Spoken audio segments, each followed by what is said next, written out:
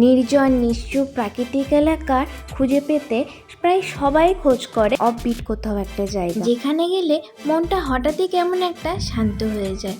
ফুরফুরে বাতাস, চারিদিকে ছিমছাম প্রকৃতি, পাইন গাছের ঘুটঘুটে জঙ্গল, আর সাথে আমাদের সুন্দরী কাঞ্চনজঙ্ঘা তো রয়েছেই। এখন আমরা তিনচুলের তাকদা থেকে রওনা দিয়েছি সোজা লামহাটা ইকো পার্ক দেখবো বলে।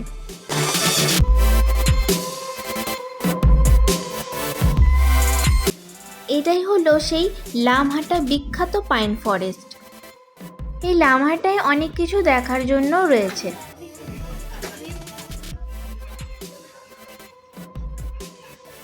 কি দারুণ লাগছে এখান থেকে। সামনেই দেখো টিকিট কাউন্টার ছিল, পার হেড টিকিট মূল্য 15 টাকা, আর পার্কটার ওপেনিং টাইম সকাল 9টা থেকে সন্ধ্যে 6টা অবধি।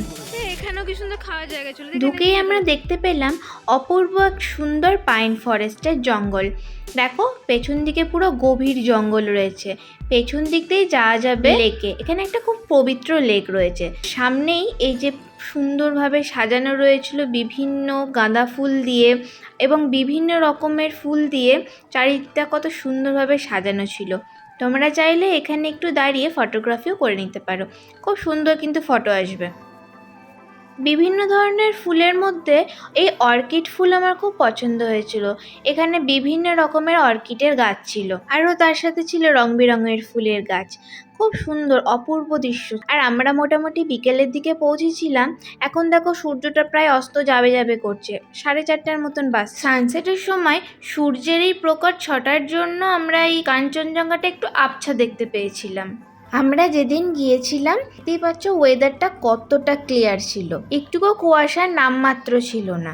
সোনালি রোদের এই ছটা কিভাবে পাইন গাছগুলোর ওপর পড়ছে, খুব সুন্দর লাগছিল দেখতে।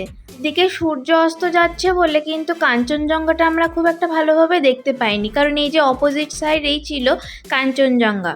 লামহাটার এই কাঠের ওয়াচ টাওয়ার থেকে অনেকটা অংশের ভিউ দেখা যায়, আর এই ওয়াচ টাওয়ারের ওপর থেকেই এই সুন্দর কাঞ্চনজঙ্ঘা দৃশ্য তোমরা দেখতে পাবে।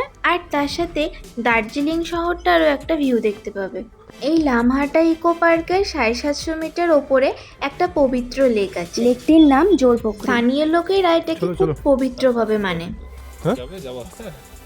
যাওয়া আসা বুঝতে পারলে 750 মিটার কিলোমিটার প্রচুর কোথায় কি আছে ওই যে লেকটা আছে না, দেখোনি ভিডিওতে? এখান থেকে অনেকটা উঁচুতে ছিল বলে আমাদের ডিসাইড করতেই টাইম চলে গেল। লেকটা অবশ্য ভীষণ ছোট কিন্তু খুব সুন্দর শান্ত। এখান থেকে আমাদেরকে বলা হলো যেহেতু 4:30 পেরিয়ে গিয়েছে, কিছুক্ষণের মধ্যেই পার্কটা বন্ধ হয়ে যাবে, এই জন্য আর রিস্ক নিলাম না।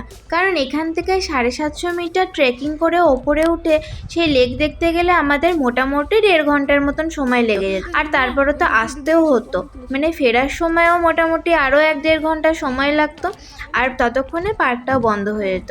সেই জন্য আর সময় পেলাম না। এই ইকো পার্কে আসতে হলে এই সেই সানসেটের টাইমে কিন্তু ভুল করেও এসো না।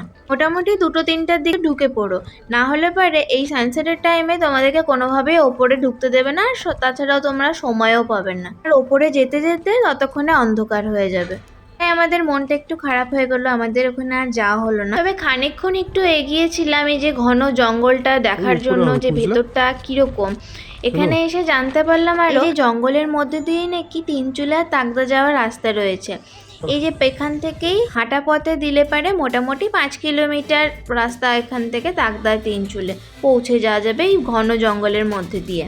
ওটা শর্টকাট নট অ্যালাউড, ওইখানে লেখা আছে শর্টকাট নট অ্যালাউড। এখানে শর্টকাটে যে যাওয়া যাবে না সেটা লেখা ছিল, শর্টকাটে গেলে নাকি ফাঁপ করা হয়।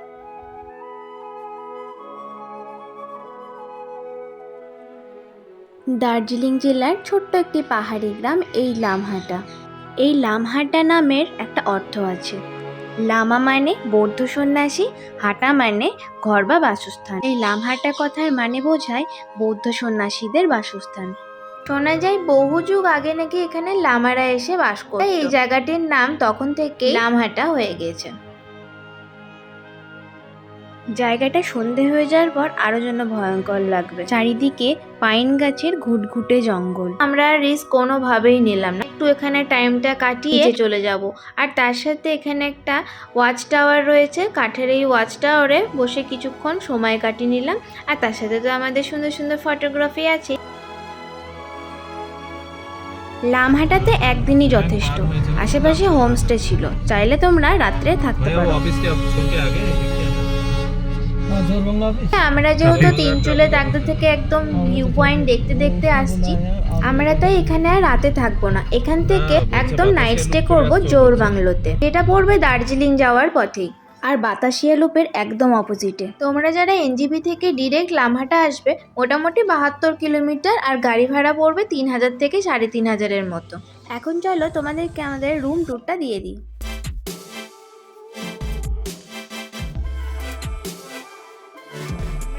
জোর বাংলোতে আসলাম, আর এখানে একটা রিসর্টে আছি। আর এই রিসর্টটা এখানকার থানার যে ওসি আছেন, আমার হাজব্যান্ডের কালিগ আর কি, তো সেই দেখে দিয়েছে। তো আপাতত একটা রুমে আছে, এই রুমটা কালকে হয়তো চেঞ্জ হয়ে যাবে, বাট এই রুমটাও ভীষণ সুন্দর। তো তোমাদেরকে এখন একটু রুম ট্যুরটা দিয়ে দিই। হচ্ছে এখন রাত্রিবেলা দেখি কি কি করা যায়, হয়তো ম্যাল রোড যেতেও পারি বা নাও যেতে পারি, কারণ প্রচণ্ড ঠান্ডা। আর এই রুমটা অবভিয়াসলি একদিনের জন্য মেবি, কারণ ওপরের একটা রুম যেটা আমাদেরকে বলা হয়েছিল, সেই রুমটা আপাতত বুকিং আছে আজকের জন্য, কালকে ওটা খালি হয়ে যাবে। তো কালকে খালি হয়ে গেলে কালকে আবার আমরা হয়তো রুম চেঞ্জ করবো, আবার নাও করতে পারি, কারণ বারবার করে রুম চেঞ্জ করতে একদম ভালো লাগে না। আর সেম ভিউ, এখান থেকেও সেম ভিউ পাবো। আর ওই রুমটা এর থেকে আর একটু মানে এর ওপরে আর কি, ওপরের ফ্লোরটাতে আছে।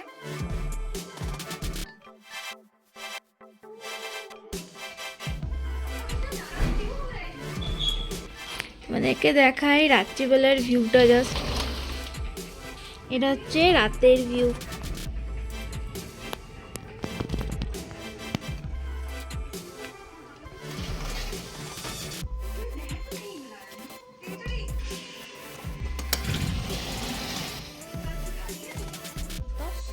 এই রুমে কাজ চলে যাবে।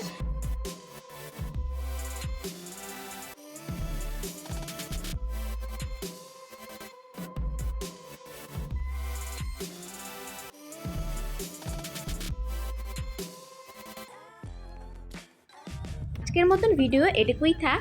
এর পরের দিনই একদম ভোর 4টের সময় উঠে পড়তে হবে টাইগার হিলে যাওয়ার জন্য।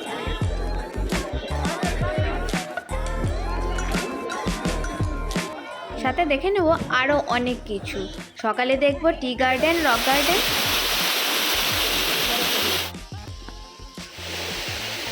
আর বিকালে চলে যাব দার্জিলিংয়ের একদম মেন আকর্ষণীয় জায়গায়, মহাকাল মার্কেট, তারপর তিবেতিয়ান মার্কেট, এগুলো ভিজিট করব।